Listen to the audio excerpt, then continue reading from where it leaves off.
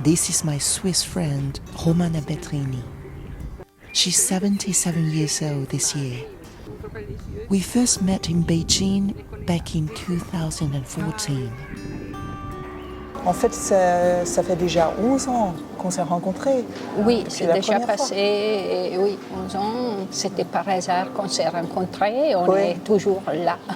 Mais j'imagine que ce n'était pas ta première fois en Chine.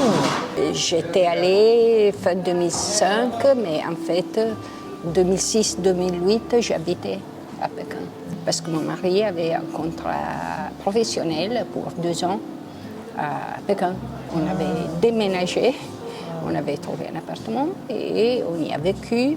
Lui, il a travaillé et moi, je me suis occupée pour connaître un peu la vie en Chine. 10 années, j'ai décidé d'écrire aussi un livre sur mon expérience en Chine.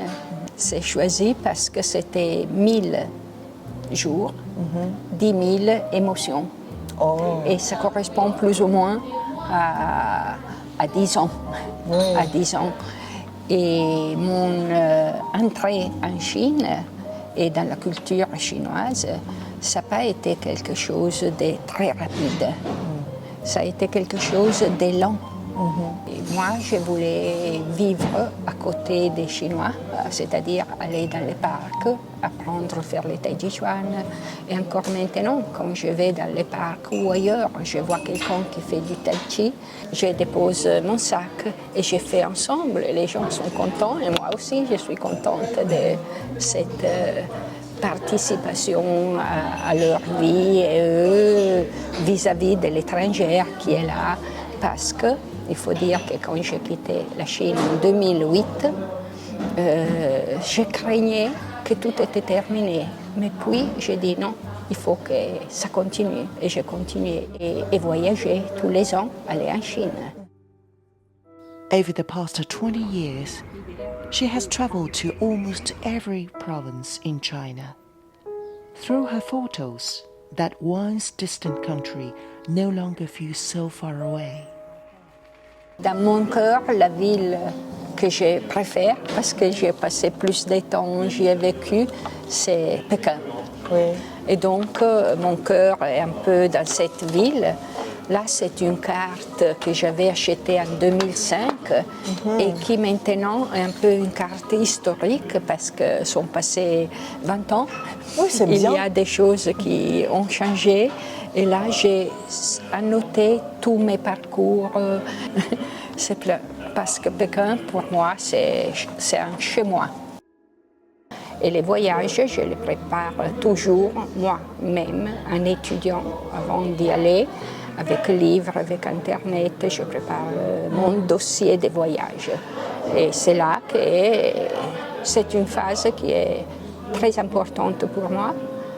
Puis c'est la vérification sur place et au retour, j'aime bien préparer des photobooks, des livres, des voyages, plein de découvertes, plein de plaisirs, plein d'émotions. Ouais.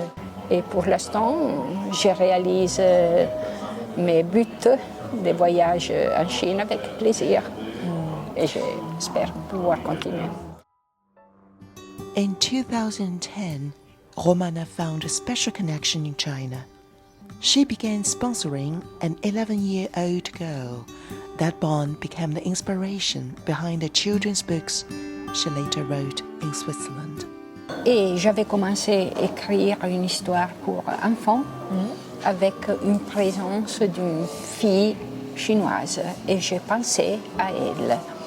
J'avais déjà un brouillon, mais quand la pandémie a commencé, il y a eu dans un pays d'Europe un problème de jeunes gens qui tapaient sur les Chinois. Et moi, j'étais très touchée de ça et j'ai dit, c'est le moment de sortir et de compléter mon projet de livre. Et j'ai fait ce travail en cherchant une dessinatrice, illustratrice, pour parler d'une histoire d'amitié entre deux enfants de pays différents. Et tout ça, ça m'a été utile pour transmettre mon projet, mon idée, qui est il faut apprendre aux enfants, dès qu'ils sont petits, au primaire, que découvrir, étudier, découvrir une autre culture, c'est quelque chose d'enrichissant. On peut devenir amis et apprendre. Et pas que la différence soit une séparation entre les peuples. La différence doit servir pour se nourrir et devenir amis. L'idée, c'est aussi de continuer dans ces projets en écrivant, je suis en train d'organiser, mais aussi une contribution dans la traduction des livres, les avoir peut-être en chinois. Oui. Ça serait encore un beau cadeau de pouvoir montrer aux enfants chinois ce que j'ai proposé ici aux enfants de 7, 8, 9 ans.